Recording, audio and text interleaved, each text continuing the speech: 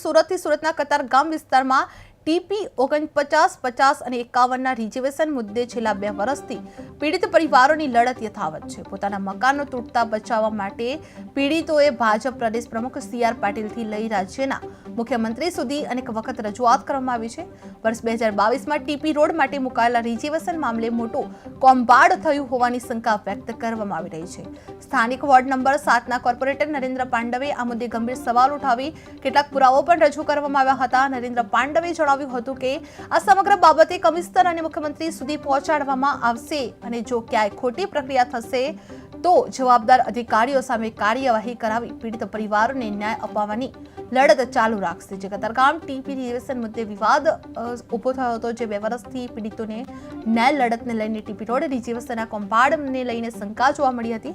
Corporator Narendra પાંડવે સવાલ ઉઠાવ્યા હતા, જે CM સુધી કાર્યવાહી કરવાની પણ રજૂઆત કરવામાં આવી હતી અને માંગ પણ કરવામાં આવી હતી। નામ નરેન્દ્રભાઈ પાંડવ, વોર્ડ નંબર 7ના કોર્પોરેટર। નરેન્દ્રભાઈ, હાલમાં જે રિઝર્વેશનનો મુદ્દો કતારગામમાં જોરથી વિરોધ થઈ રહ્યો છે, કમિશનર અને મેયરને પણ આવેદનપત્ર આપ્યું, શું કહી રહ્યા છો આ મુદ્દાને લઈને? આ બાબતમાં લગભગ અમારે કતારગામ ટીપી 49, 50, 51 બાબતનું આજે લગભગ 2 વર્ષથી જે ચાલી રહ્યું છે, તો 2 દિવસ પહેલાં અહીંના જે રહીશો બધા મેયરશ્રી પાસે ગયા હતા, તો અમે બી સ્થાનિક હું અને મારા સાથી કોર્પોરેટર જ્યોતિબેન હાજર હતા અને મેયરશ્રી સાથે રજૂઆત કરી છે અને રજૂઆત કરી અને લગભગ 3 થી 4 દિવસમાં CM સાહેબનો ટાઈમ લઈ અને CM સાહેબ પાસે રૂબરૂ રજૂઆત કરવાના થઈ।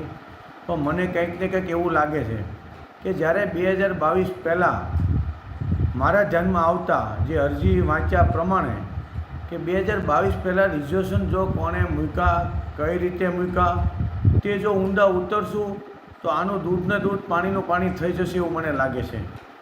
આ બાબતનું હું મારા વિધાનસભાના ધારાસભ્ય વિનુભાઈ મોરડિયા સાહેબને રજૂઆત કરવાનો છું કે સાહેબ, આપ ધારાસભ્ય તરીકે છો તો આમાં મને કંઈક ને કંઈક ખોટું થયું એવું લાગી રહ્યું છે, તેવું સ્પષ્ટ દેખાઈ રહ્યું છે।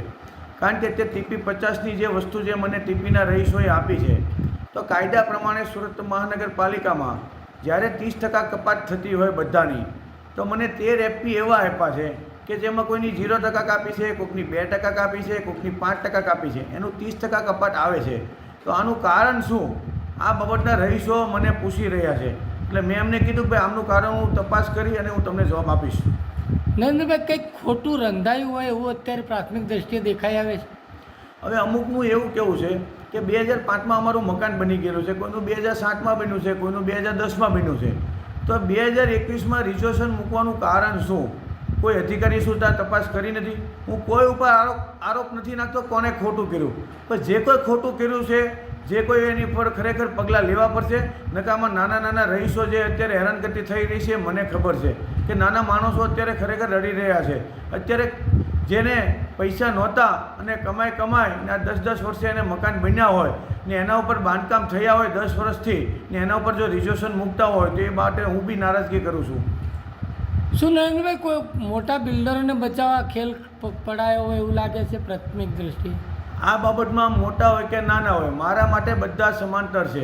જેને ખોટું કર્યું છે એની મેં તપાસ કરી છે। હું અધિકારીશ્રીને મળવાનો છું, કમિશનરશ્રીને મળવાનો છું અને મારા મેયરશ્રી સાથે અમે CMને પણ રજૂઆત કરવાના છે કે આમાં જે કંઈ ખોટું થયું હોય તેની ઉપર પગલાં લેજો અને જેને જે પીડિત છે એને ન્યાય આપો, એવી મારી રજૂઆત છે। જે આપનું નામ?